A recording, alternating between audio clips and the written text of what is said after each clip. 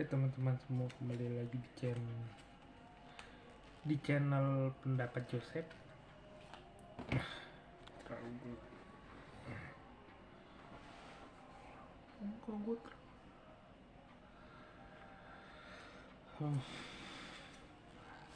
Laga AS Roma melawan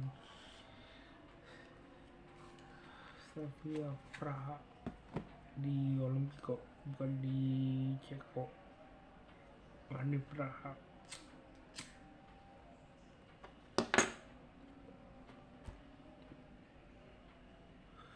Sebenarnya laga ini cukup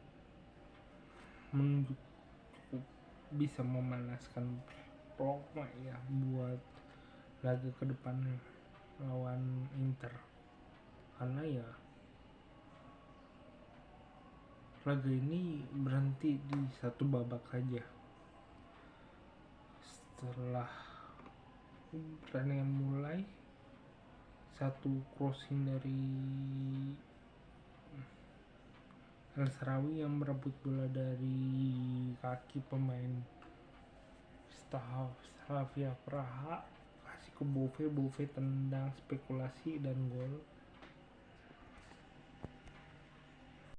Selanjutnya lebih kepada gol di menit 17, sebuah bola permainan bagus dari sisi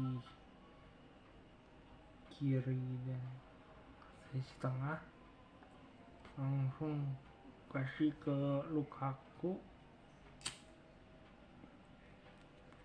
nendang dan gol. Terus ya permainan ya biasa-biasa aja sih. Di babak kedua, satu tendangan spekulasi berbahaya, Praha dibuka kesempatan Roma buat bermain sedikit menyerang untuk seperti skema yang Roma inginkan. Begitu lawan bisa menyerang, mereka belum mampu melakukan sebuah tekanan, dan itu berhasil, tapi ya nggak berhasil menambah gol. Catatan lain sama tentang si Zalewski, ini yang paling membedakan Zalewski Spinazzola. Zalewski naluri menyerangnya tinggi, kalau menyerang rada egois, bertahan itu lebih dewasa. Nah, dengan masuknya Bove, eksplorasi di sisi kiri itu kembali lebih fleksibel, lebih bisa kita lihat. Sedangkan kalau Spinazzola ya kita lihatnya dia menusuk, menyerang,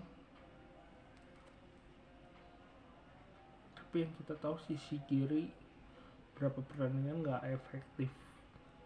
Satu lagi ini belum bisa menunjukkan bahwa Zalewski ada sisi lebih efektifnya dan menyerang dibandingin Spinazzola.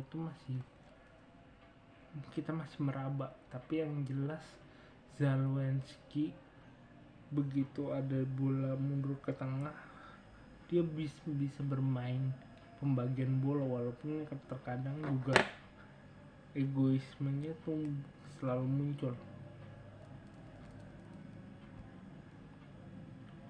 Pemain muda ini kasusnya sama kayak Alessandro Rossi sama Aquilani, terlalu banyak. Meskipun kalau dibanding kualitas Aquilani, Zalewski, Alessandro Rossi, Zalewski lebih bagus.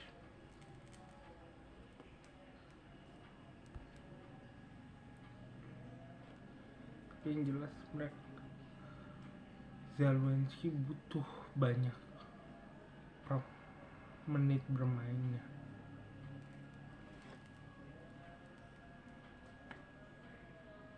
Lu rombes satu-satunya jalan ya dia harus berani minta posisinya diganti.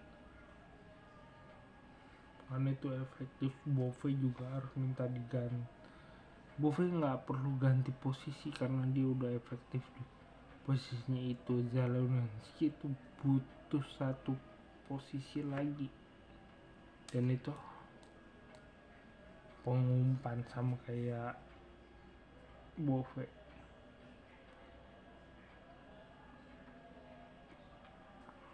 Dia harus ada di tengah. Kita harus lihat apa dia benar-benar efektif di tengah. Kalau ngomongin Steph, nah sekarang kita ngomongin Steph Praha. Saya tidak ngerti ya, banyak pemain itu cukup canggung bermain hanya di babak kedua ya, berapa efektif, tapi tidak ada penari. Beberapa pemain yang benar-benar saya catatan, harus saya beri catatan.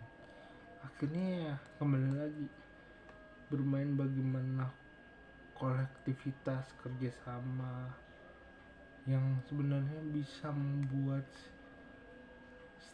Slavia Praha itu bisa mencetak 1 gol. Tetapi ya Roma di 2 trennya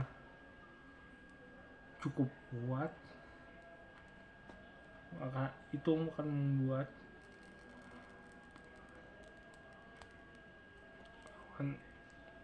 lawan yang melawan Roma pun jadi nggak efektif ya, karena juga difaktori bahwa di grupnya Roma yang paling kuat sendiri, lainnya tidak bisa menyamai Roma.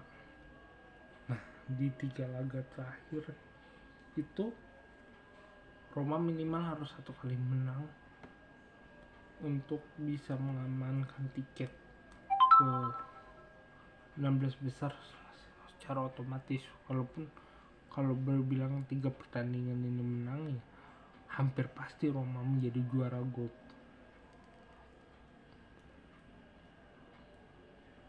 Dan sulit dipastikan kalau Roma nggak lolos. Sulit dipastikan kalau Roma tidak lolos grup ini, karena 3 kali menang, produktivitas golnya tinggi, dan menyebabkan Roma bisa lebih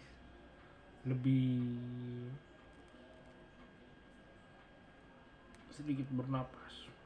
Walaupun semua pertandingan bagiku bernapasnya sebentar setelah pertandingan, mikirnya tuh lama sebelum pertandingan kayak gitu.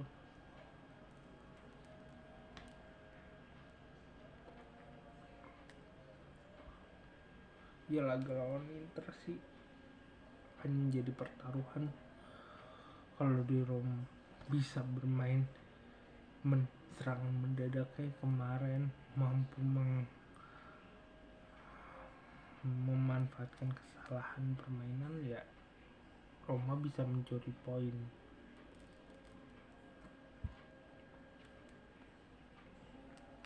Jadi cuma sedikit aja. Sekian dari saya, kurang lebihnya mohon maaf. Jika suka silakan like. Kalau ada kritik, saran, komentar, dan ide silakan tulis di bawah. Kalau ada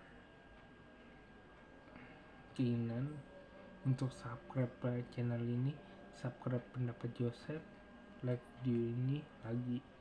Dan jika mau berinvestasi, silakan klik link Saweria di deskripsi atau scan barcode di pojok kiri bawah video ini. Terima kasih.